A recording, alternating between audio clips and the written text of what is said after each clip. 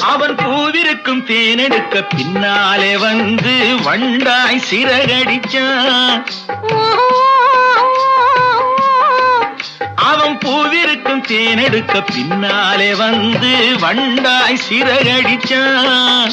அவன் தேனெடுக்க வட்டமிடும் மச்சான பிடிக்க கண்ணாலே வலை விரிச்சான்.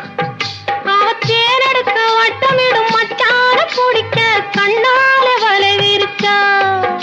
அவன் சோடி குயில் பாடுவதை சொல்லாம சொல்லி மெதுவா அணைச்சுக்கிட்டான். அவன் சோடி குயில் பாடுவதை சொல்லாம சொல்லி மெதுவா அணைச்சு